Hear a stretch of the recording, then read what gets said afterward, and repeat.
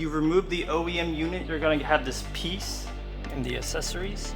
So this is the little Wi-Fi antenna from the previous head unit. So we're going to be plugging everything in, and it does click in, which is nice. They only go one way.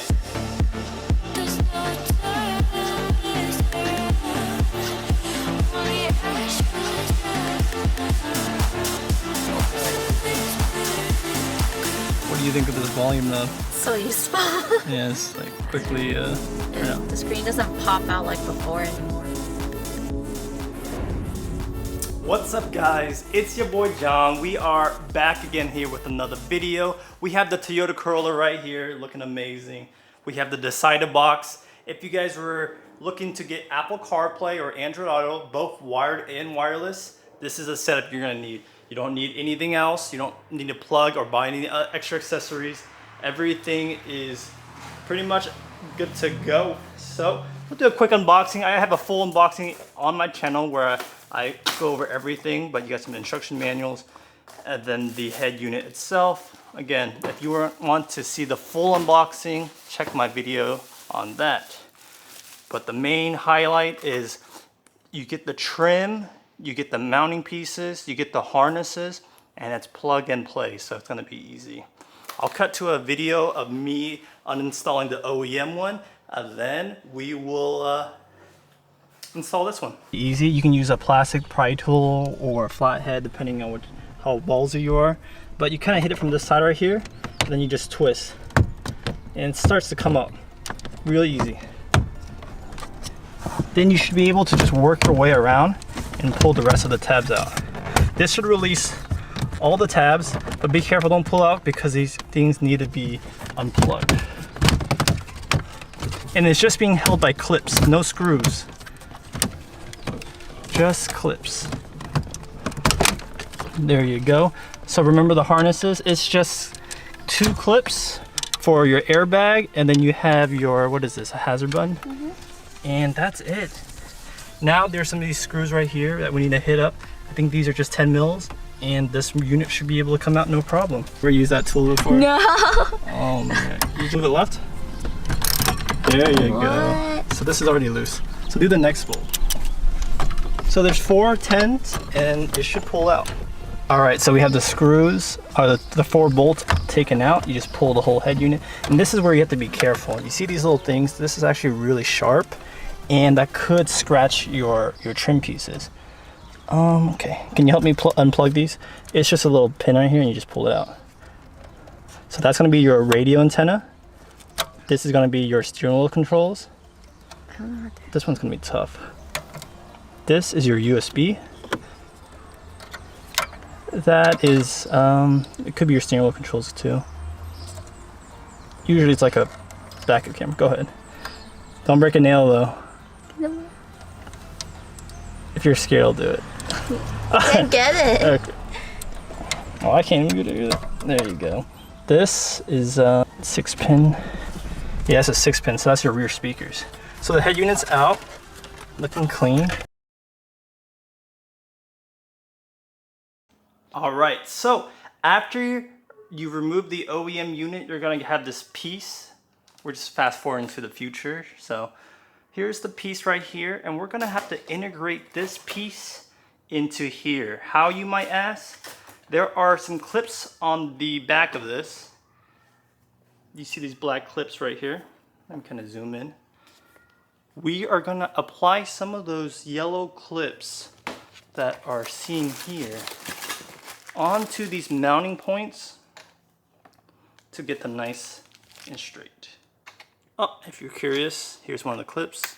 You just kind of push it in. It's a little bit easier with 2 hands. Once it's in, it kind of locks in, and now it's in place. Let's do it for all of them. And here's the Dasaita head unit, looking beautiful with all the clips. Now let's clip this portion onto that, and I'll show you how that's gonna look like. After it's clipped in, kind of loosely, now we want to pop these buttons out too.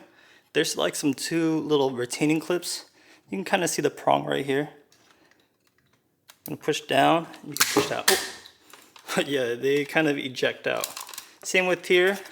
You want to pry out a little bit. You'll see these two clips right here. I see two clips.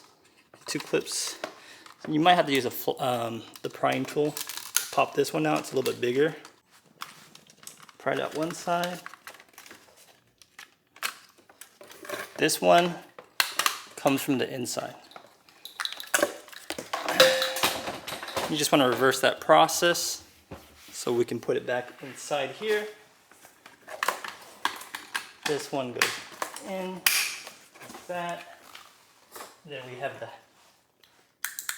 hazard button. And it looks all good. All right, because we have it, we're in the car now. We can start mocking up the wiring and the accessories. So this is the little Wi-Fi antenna. Take the little protective rubber thing off.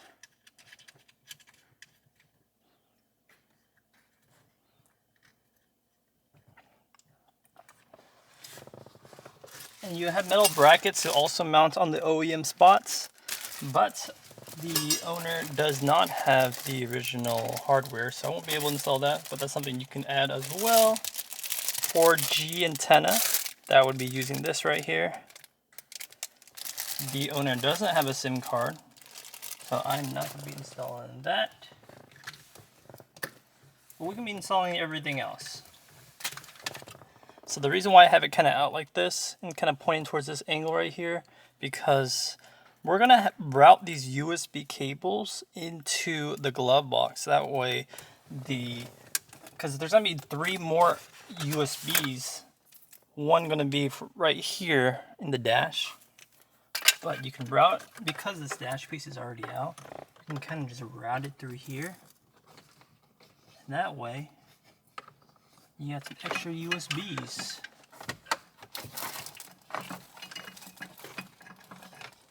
Which is a huge plus. So you just kind of have to fish it, and I can kind of see it. Just be careful not to scratch yourself or anything. There's some metal brackets back here. But yeah, now it's snaked through. So if the user wants to put in a dash cam or something like that, they have that accessible. Let's do the main wiring harness. So the main wiring harness looks like something like this. This goes to the back of the head unit, this black connector. And the OEM harness is right here.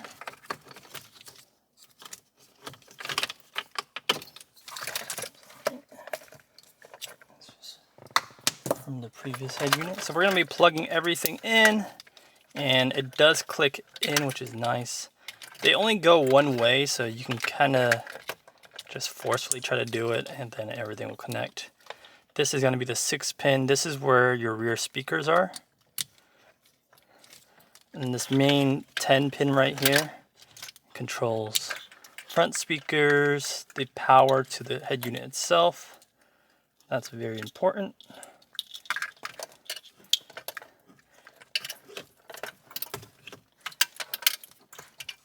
This plugs into the back of your head unit.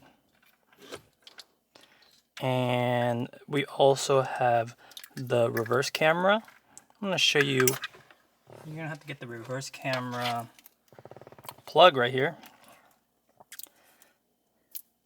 You'll see front camera, CDDN. This isn't the one.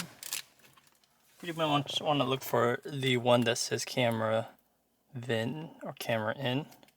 So it's going to be this black one right here. Plug that into the back, and these also only go one way, so it's going to be at the first port. Where does it say camera VIN? You can also hook up to other video sources through this composite.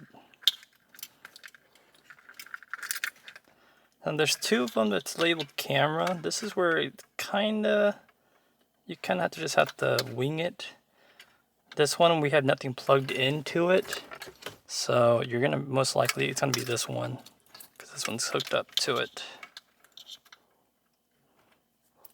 The reason why is some connectors, like this one with the camera, You're like, how come we're not using this port? It's just compatibility. Some Corollas have it, some don't. There is some redundancy here, so or you know, for compatibility ish for sake. So that's why you might see some extra cables. Now we plug in this bad boy into that, and this goes to the passenger airbag, and this is the hazard light. But we also need to plug in those USBs that I had earlier. So let's plug in those USBs. Sometimes you'll get an airbag light if you don't have that plugged in, so let's just have that in. All right, I already see it blinking.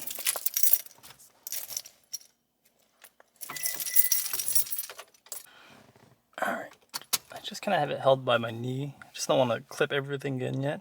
So I have it on the accessory mode. All right, because we know it's working, that's like the first test I do, make sure all that stuff is working. I'm gonna plug in the GPS. Now this isn't using your phone GPS. This is, for some reason, let's say you're stranded and you need to use the built-in GPS. This is just something I don't really use too much, so I'm just gonna put it right here, and then I'm gonna plug it in here. So very easy installation. Make sure the Wi-Fi, because that's CarPlay, USBs, and then we do need to test for that backup camera. Let's just kind of fish the wires back. Make sure everything plugs in where it needs to be. All right, and that is the installation of the Android head units. All right, so I have the Toyota Corolla all wrapped up right here. I must say the fitment, if you guys can tell, looks incredible. This is the best head unit I've seen when it comes to this particular model. I've installed a few of these head units over time, and there's usually issues right here and then up here. But if you can see here, the fitment is flawless. They really got that mold down to, again, right here, everything is good. It helps with, I think their mold is just better, and also it also comes with metal brackets, even if you want to reinforce it on top of that. So I'm on CarPlay right now. This is the latest iOS 26 version right here. So it has all these glass liquefied stuff. Looks amazing. And I'm just on listening to some Huntrix. Shout outs to, if you know, Honmu. But let's go to the UI here. Let's flip on the headlights, and you can see it instantly goes to dark mode when you flip into the headlights right here. So it has a dark mode and a light mode. It's so bright. Let me adjust the lighting. So this thing is the screen is so bright. It's not even maxed out. You can max it out. Let's max it out. You can adjust the brightness also separate from the dark and light mode somewhere in the settings, but we'll get to that right. For now, in the settings, network, that's self-explanatory, exactly like your phone. Bluetooth, you pair it to your phone through Bluetooth, and then Apple CarPlay and Android Auto instantly starts working. Car is a little bit more interesting, whether you want your steering wheel controls, amp control right here. This is probably, yep, you got the equalizer. I'm gonna leave everything to default because it's a little much for me to be messing with right now.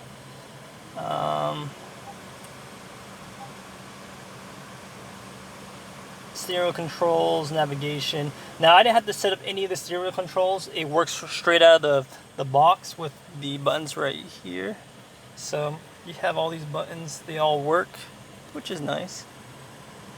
Put you guys in focus here. Hopefully I didn't make it too sideways. Alright, driving settings right here. If you are watching a video or like Netflix or something like that while you're driving, make sure you have this enabled, or otherwise the screen will be black. You also have extra settings here. So auto sleep is what I recommend. That means it's in sleep mode, kind of similar to your phone. But if you want it to instantly shut off, like when you power off your phone, it takes like a minute to turn it back on. You can have that if you want to save the battery.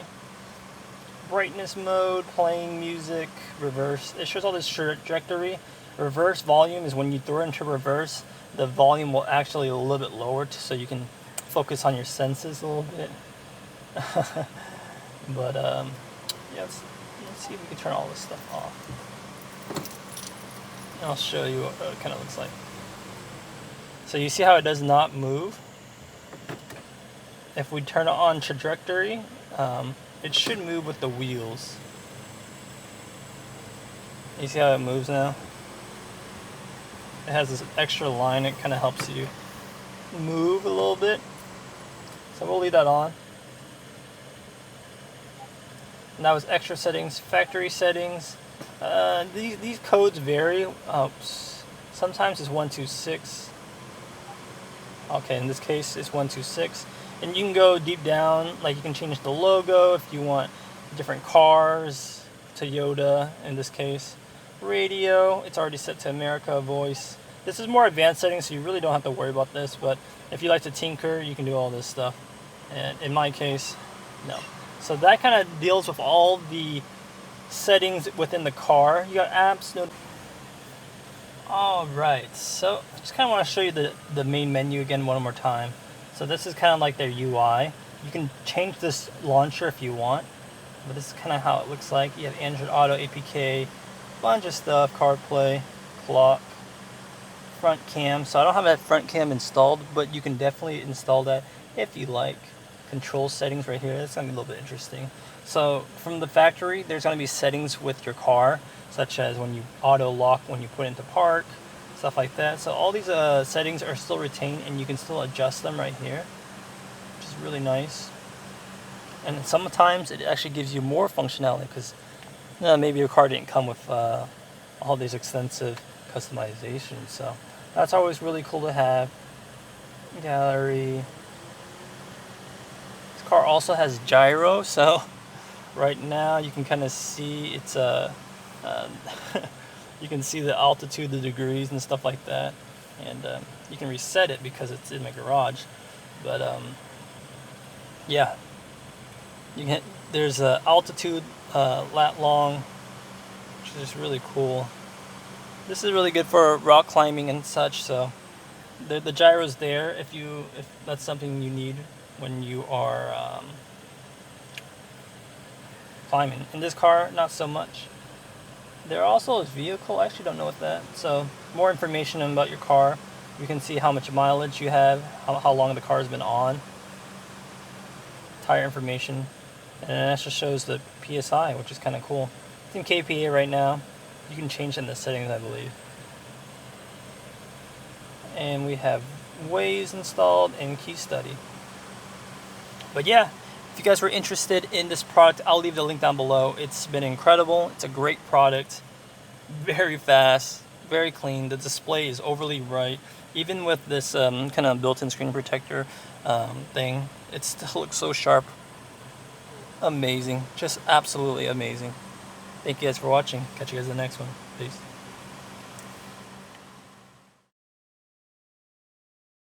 So what do you think of this screen right now? It's better. That's good. Better viewing quality. The quality's a lot better. And what do you think of this volume knob? So useful. Yeah, it's like quickly. And the screen doesn't pop out like before anymore. Yeah, so we had an aftermarket head unit that was a lot bigger and it was more aftermarket looking. This one's more professional looking. All right, cool.